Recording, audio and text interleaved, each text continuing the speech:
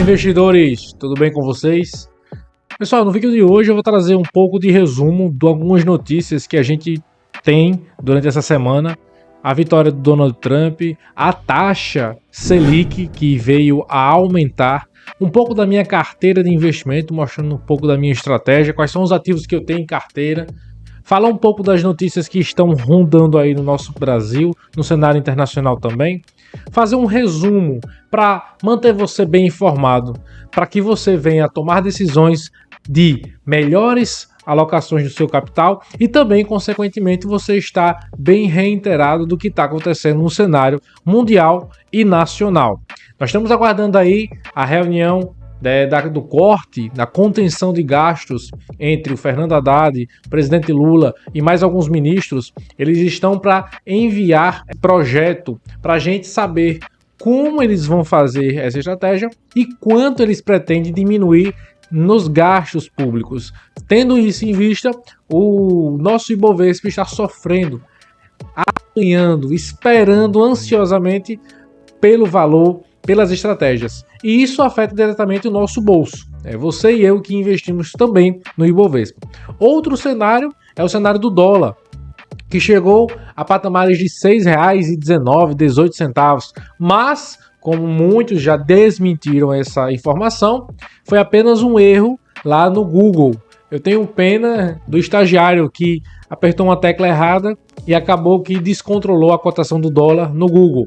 Lembro que uma pessoa que acompanha a cotação em tempo real não deve acompanhar pelo Google ou outros sites que não sejam confiáveis.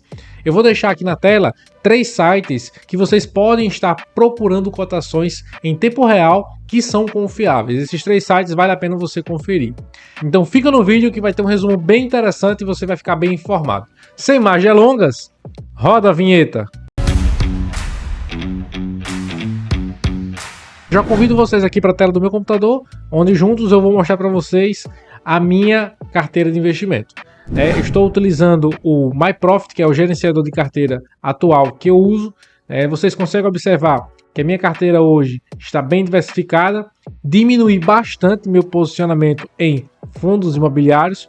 Hoje o meu maior posicionamento é no Tesouro IPCA 2045. Como muitos já sabem, esse é o investimento em que eu estou focado para fazer a marcação a mercado, trazendo aí até um conteúdo para vocês e tentar rentabilizar mais ainda esse valor que eu tenho investido nele, para futuramente, quando ele rentabilizar, eu investir em ações. Minha segunda maior posição é o Banco do Brasil, com mais de 10%, quase 11% da carteira. Minha terceira posição é a Vale, e aí eu finalizo com o VISC11, que é um fundo imobiliário. Ainda não me desfiz do VISC11, estou bem negativo, mas eu espero oportunidades. Os fundos imobiliários que eu tenho ainda em carteira são os que eu vou continuar investindo, mas menos do que nas ações. O foco hoje é as ações. Pegando esse gancho, pessoal, eu trago para vocês aí a minha rentabilidade. Fechando aí hoje, no dia que estou gravando esse vídeo, com 0,35% positivo, muito positivo por conta da Gerdau, que cresceu aí no Ibovespa mais de 7%. Então, eu tenho a Goal 4, muita gente já sabe, eu tenho a holding da Gerdau. Nas ações eu tive uma alta no dia de 0,53%, mas no total estou com mais de 8% de crescimento nas ações. Fiagros estou sofrendo ainda mais de 12%. Tesouro Direto ainda estou um pouco negativo. Nesse dia hoje já me deu 1% positivo. E os fundos imobiliários são os que estão sangrando aí a minha carteira de investimento. Normal, não vou me afobar, não vou sair vendendo tudo, vou esperar, vou ver se vai ter o rally de fim de ano que tanto esperamos aí para o nosso Ibovespa, para tentar fazer estratégias melhores, para tentar alocar mais capital ainda nas ações e diminuindo assim nos fundos imobiliários. Para quem acompanha o canal e vê vídeos diários como eu trazia antes e também acompanha o histórico da Selic, sabe muito bem que no meu canal eu trago muitos vídeos sobre a Selic. Quando você entrar no canal, basta você botar na abazinha de pesquisa o nome Selic e você vai encontrar vários vídeos que eu já fiz sobre a taxa Selic, principalmente os anúncios que eles vêm fazendo quando há cortes, quando há a manutenção e quando há alta na taxa Selic. Então, todos os vídeos eu já fiz, 4 meses, 7 meses, 3 meses. Então, basta vocês acompanharem aí a nossa taxa Selic de acordo com o canal. Eu sempre estou trazendo, inclusive o de hoje também, vou trazer aí falando um pouco sobre a Selic. Selic a 11,25%. É um valor bem interessante, saindo aí de 0,50% de pontos percentuais, esse aumento que o Copom deu na Selic.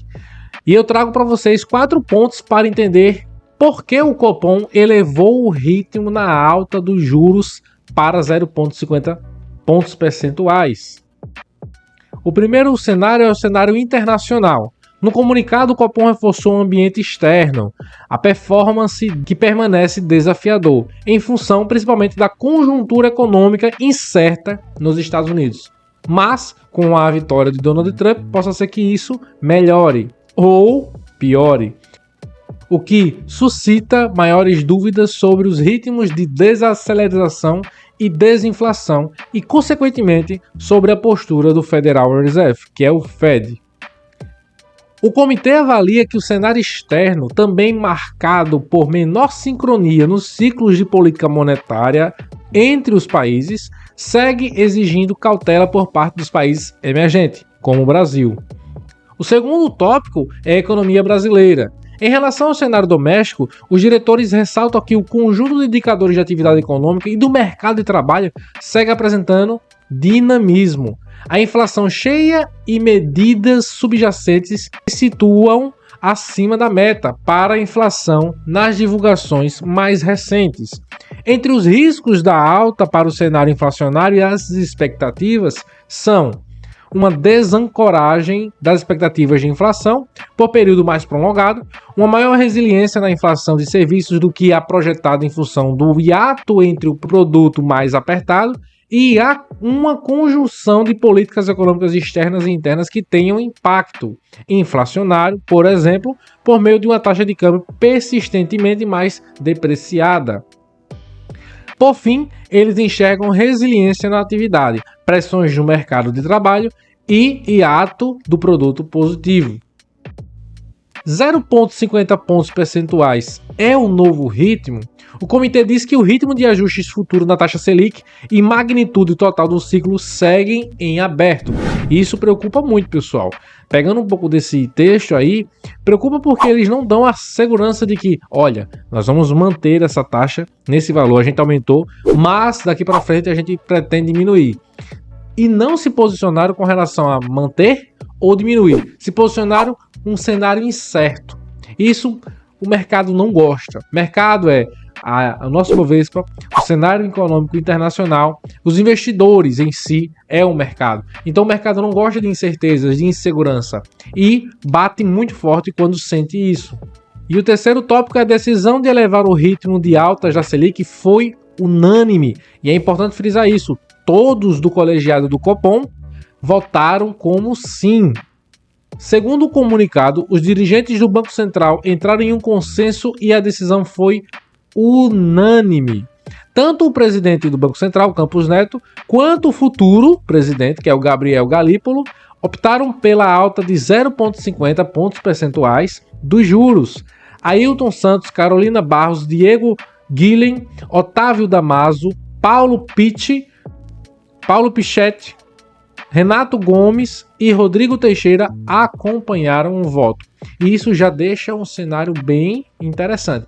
Todos foram unânimes com a alta na taxa de juros. E o nosso presidente?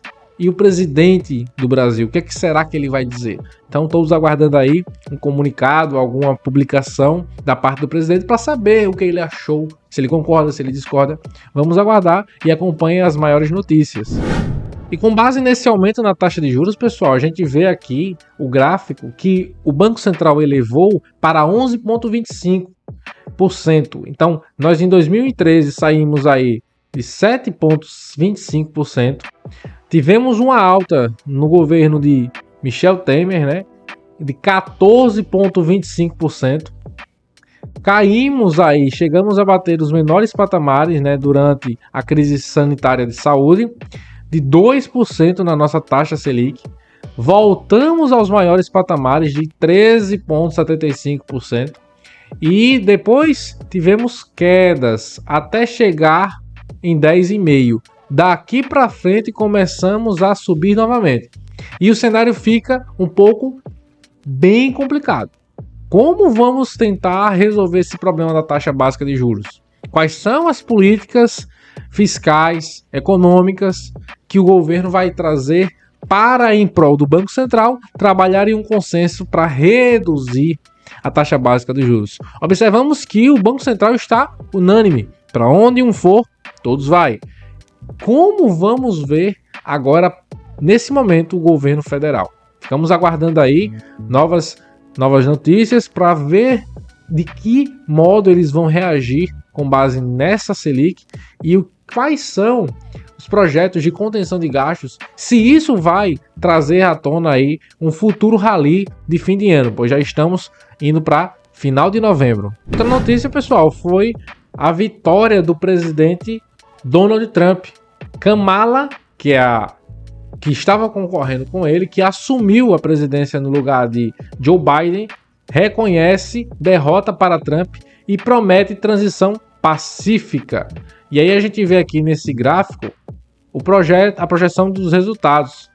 Ele venceu em 292 contra 224, né? Então 270 já dá para ser eleito. É o número que libera para ser eleito. Ele bateu aí 292. Nós vemos os estados aí em vermelho que ele conseguiu ganhar, né?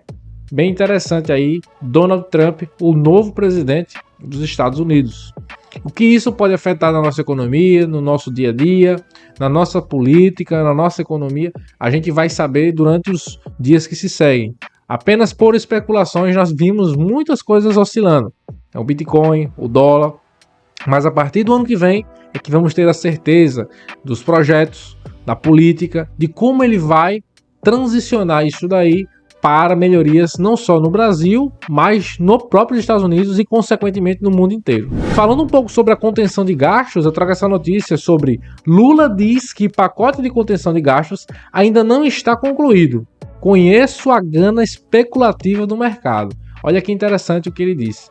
Conhecer a gana, que ele sabe que o mercado ele anseia por isso, mas anseia por especulações. E infelizmente isso não dá tanta confiabilidade. O mercado ele gosta de ser certo. Gosta se você diz sim, é para ser sim.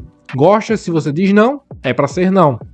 Não gosta do talvez, não gosta do tal eu vou fazer, não gosta das promessas. O mercado é certo, é sim ou não. E essa insegurança parte muito da própria presidência. Precisa resolver isso. E ele está buscando, né? Vamos ver quando anunciar os pacotes aí, quais são as estratégias para com o governo diminuir esses gastos públicos aí. E como eu falei para vocês, pessoal, o dólar chegou a R$ 6,19. Não. O Google mostra a cotação com erro em disparada e viraliza nas redes sociais. O que a gente mais viu foi os prints aí de muitas pessoas que falam sobre educação financeira, até especuladores. Inclusive na minha própria página no Instagram eu também publiquei falando sobre isso aí, do dólar a 6,19. Mas não é a cotação correta que usamos aqui. Não é essa cotação que devemos usar. Não é essa base do Google para ter como base valores. Então a gente tem que usar sites confiáveis, buscar informações em lugares mais confiáveis. Até porque o Google é desatualizado e sofre variações. Então a divisa comercial subiu na sessão, mas a máxima foi de R$ 5,86. Então é mentira, é falso o dólar a 6,19. Eu termino o vídeo, pessoal, falando para vocês aí sobre a atenção nas informações. Busquem conhecimento, estudem, leiam, vejam as notícias, assistam aos vídeos e tentem estruturar estratégias, pois o final do ano está chegando. Estamos aí nos aproximando de um futuro rally de fim de ano. E a sua carteira, como é que ela está? Está saudável? Está muito negativa? Será que ela está preparada para surfar ou preparada para ancorar nesse momento? Então, reavaliem suas estratégias, observem quais são os momentos certos e entrem aportando. Busquem sempre assertivamente as suas escolhas, tá bom? Se esse vídeo agregou alguma coisa a vocês, eu peço que se inscreva no canal, curta, comente e compartilhe para mais pessoas. Forte abraço, pessoal, e vamos juntos rumo à independência financeira.